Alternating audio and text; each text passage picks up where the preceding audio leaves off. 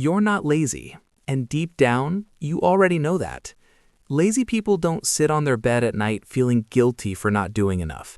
They don't replay the day in their head thinking about what they should have studied, what they delayed again, and how tomorrow somehow needs to be different. Lazy people don't feel this constant pressure in their chest, this silent anxiety that follows them even when they're resting. You do, and that means something important. It means you care.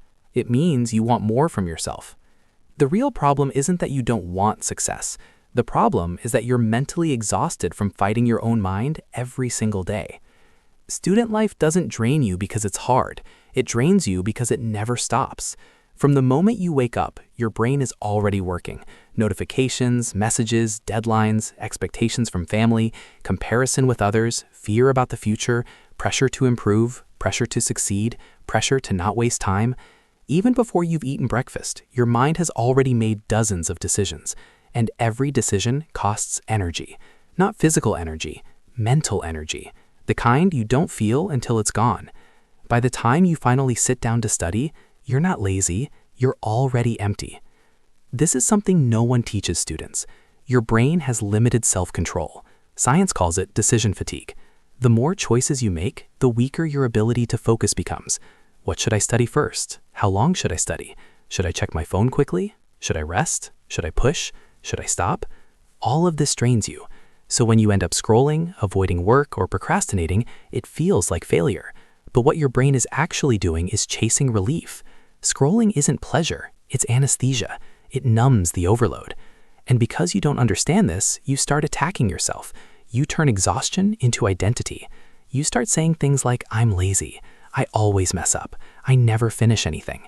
And that self-talk becomes heavier than the workload itself. That's the loop most students are stuck in. Mental overload leads to avoidance. Avoidance leads to guilt. Guilt leads to self-hatred. Self-hatred drains more energy. And then the cycle repeats. Not because you're weak, but because no one showed you how discipline actually works. Real discipline is not aggressive. It's not forcing yourself. It's not shouting motivation in your head.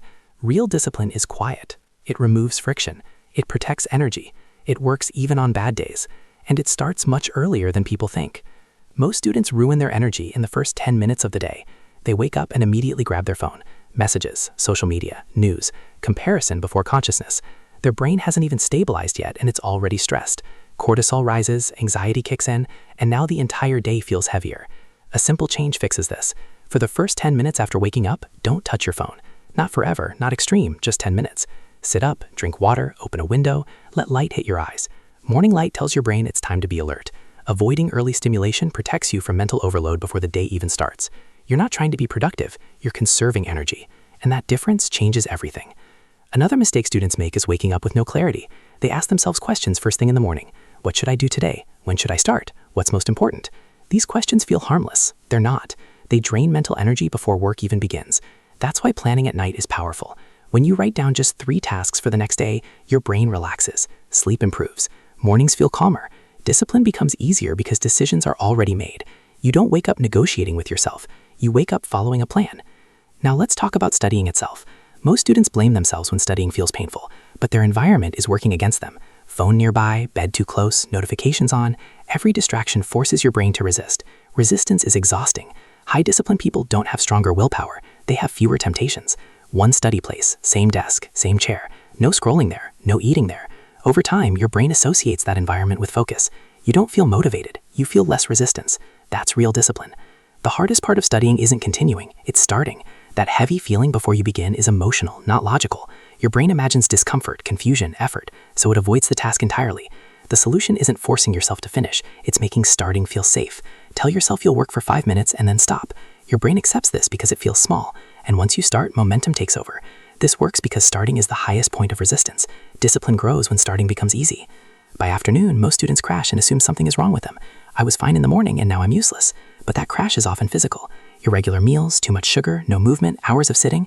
Your brain needs stable blood sugar and oxygen to function properly. Eat at roughly the same time every day. Walk for 10 minutes. Not exercise, not the gym, just walk. Walking lowers stress hormones, clears mental fog, and resets your nervous system. That's why your best ideas come when you move. When you're stuck, don't force more work. Change your state first. Evenings are where discipline is built or destroyed.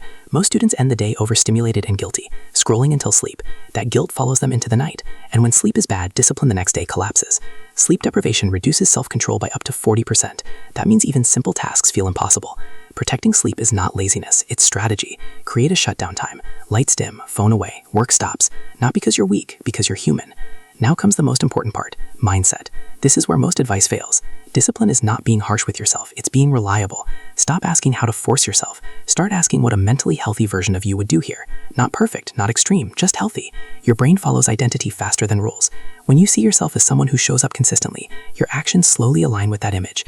And when you mess up, which you will, don't attack yourself. Missing one day doesn't destroy progress. Quitting does. Track behavior without judgment. Did you show up today? Yes or no? That's it. Safety builds consistency. Shame destroys it. Let me say this clearly. You are not lazy. You are tired of fighting yourself. And life gets easier when you stop fighting and start designing. Boring habits, quiet systems, small protections for your energy. They don't change your life overnight. They change it slowly, until one day you realize something powerful. You're no longer arguing with yourself every day. You're moving forward without drama. If you feel behind, overwhelmed, or disappointed in yourself, hear this. You are not broken. You are adapting. Start with one change, just one. Protect your energy first. Discipline will follow.